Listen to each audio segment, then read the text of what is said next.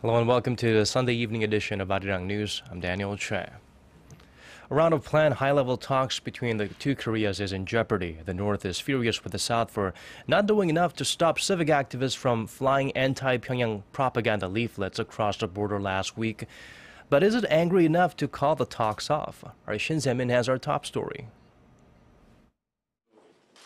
The South urged the North on Sunday to stick to a plan to hold a round of high-level talks in late October or early November, following warnings from Pyongyang that the talks could be canceled if Seoul did not stop anti-North propaganda leaflets from crossing the border. Speaking at an athletic event with North Korean defectors on Sunday, South Korean Prime Minister Chung said the need for inter-Korean talks is even greater to resolve issues regarding humanitarian aid.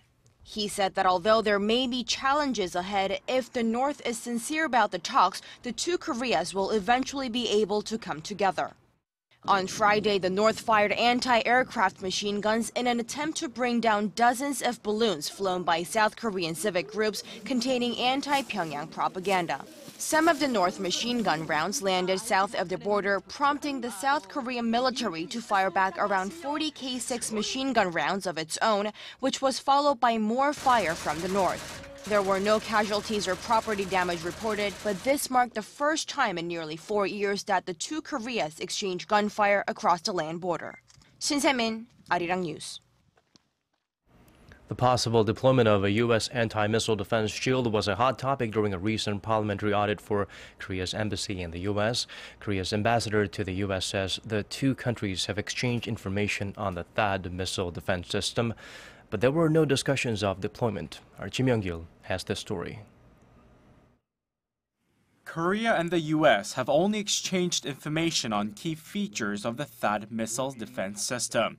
But there have been no discussions of deployment, Korea's ambassador to the U.S. An Ho-young told Parliament in a recent audit of the embassy. There were consultations on the THAAD missile defense system, but I can assure you that there were no discussions on deploying the system to Korea. His comments follow remarks by Deputy Defense Secretary Robert Work, who said earlier this month that the U.S. was considering sending a THAAD battery to Korea. That in turn contradicted remarks by Korean officials who have insisted that there have been no discussions on the issue. The possibility of deploying the Theater of High-Altitude Area Defense System in Korea is controversial here, with critics saying it is part of a broader attempt by the U.S. to get its Asian ally to join its missile defense system. Lawmakers in the parliamentary session said they couldn't understand why such a high-level U.S. official would comment on the possible deployment of the anti-missile defense system if there weren't some truth to it. Why did U.S. Deputy Defense Secretary Robert Work make such remarks on deployment? The embassy should have worked on clarifying why such remarks were made and prevent misunderstandings. If there were no discussions at the embassy level, then that means discussions were held at the Korea and U.S. government level. Another concern is the deployment could ignite tensions with China and Russia, who see the move as a threat to their security interests. The two countries oppose the possible deployment of THAAD in Korea. Kim Young-gil, ARIRANG News. Korea's consumer sentiment has shown signs of recovery following a series of stimulus measures from the government, but manufacturer sentiment has remained shaky, raising the likelihood of another round of monetary easing. There is growing concern that the Korean economy is still not on the path to recovery, which has fueled speculation that Korea's central bank will trim its base rate by another quarter percentage point to a record low of 2% in the coming months. The BOK cut its policy rate by a quarter percentage point in August, down to 2.25% in a bid to boost domestic demand that plummeted in the wake of the Seoul ferry disaster in April. The government also implemented a spate of stimulus measures, including a budget supplement and easing on mortgage loans. The price of mobile phones in Korea is the highest in the OECD. A report by the Ministry of Science, ICT and Future Planning showed the initial prices upon release for basic and premium phones last year, over $230 and $512 US dollars, the highest in the OECD. Neighboring country Japan had the second highest mobile phone prices and Finland was third. This has raised concerns about a possible price bubble or whether manufacturers are making an excessive profit in Korea, where the country's gross national income per capita ranks as the 25th in the OECD. Korea's homegrown patent evaluation system will soon be used by other countries, first in the United Arab Emirates, then throughout the Middle East and beyond. Our Kim Yeon-bin reports. Patent evaluations are currently underway in Dubai, with judges closely inspecting possible new inventions and innovations. The city grants over 1,500 patents annually, but this year it's getting help from the Korean Intellectual Property Office. Under a deal signed in May, the United Arab Emirates will soon be able to evaluate its intellectual property based on Korea's patent system. The UAE's patent department lacks personnel, so we are acting as their proxy. Through our research and visits to many countries, and also with the cooperation of the World Intellectual Property Organization, WIPO, we learned that the Korean system is one of the best systems. As one of the most influential countries in the IP field, Korea doesn't plan on just exporting its intellectual property system to Dubai, but all throughout the Middle East to assist less developed countries. As our patent system will be implemented in the UAE, we believe it will contribute to the country's knowledge economy. The Korean Intellectual Property Office has also set its sights on cooperating with countries in Southeast Asia and Africa to further establish international patent standards and protect local innovations. Kim Yeon-bin, ARIRANG News.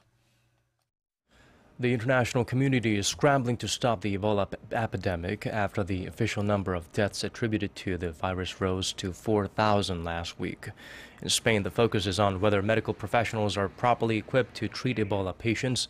There, a nurse's assistant became sick after helping to treat an Ebola-stricken Spanish missionary. A week passed before she was treated herself. The U.S. and U.K. have been focused on upgrading health screenings, including assessing passengers' recent travel histories at airports and other ports of entry. Meanwhile, Cuba, a nation of 11 million people with a GDP of $6,000 per capita, is dispatching the single biggest medical force on the Ebola frontline.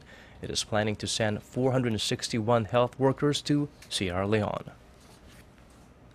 Hong Kong's embattled chief executive vowed to stay in office and warned students demanding his resignation that their pro-democracy movement was out of control. On Sunday, C.Y. Leung said in an interview with a local TVB station that he will continue trying to talk with student leaders, but did not rule out the use of minimum force to clear the blockade of key parts of the Asian financial hub, now entering its third week. Leung also warned that there was zero chance that China's leaders would change their decision limiting democracy in Hong Kong. Although the mood in most protest areas has been festive, tensions escalated in the Mong Kong district, with scuffles reported between police and protesters overnight. Moving on to other stories, Iraqi officials are urging the U.S. and its coalition to provide immediate military support in western Anbar province, which they fear could fall to Islamic State militants. If the Islamic State militants were to capture Anbar, located just west of Baghdad, they would be able to establish a supply line and potentially launch attacks on the Iraqi capital. Islamic State fighters have already seized control of large swaths of territory in Syria, where they are currently pushing to take over Kobani. Although the U.S. has carried out several airstrikes there, the Islamic State militants are still advancing in the province. A U.S. defense official, speaking on the condition of anonymity, said American troops in Anbar are holding their own, but it's tough going. UN Secretary General Ban Ki-moon is in Libya to show his support for a UN-brokered reconciliation process between warring factions there. During a televised meeting earlier this Sunday that brought together representatives from rival political groups, the UN chief appealed to all armed groups to lay their weapons down, saying that a military solution will not be sustainable. He added the path will be long and difficult, but the country can't afford to be politically divided. Ban also emphasized that the fighting must end without any preconditions. Libya has been plagued by violence since this summer when militias from Misrata and groups allied to Islamists swept through Tripoli, backing a government appointed by the country's previous parliament. And now the weather. A wind advisory has been issued in waters off Jeju and Yeongnam, where there are gusts of up to 20 meters per second. The winds are an indirect effect of Typhoon Vongfong and are expected to grow in strength. The impact of that typhoon will continue to be felt on Monday, with up to 150 millimeters of rain expected in the affected regions. And now, the world weather.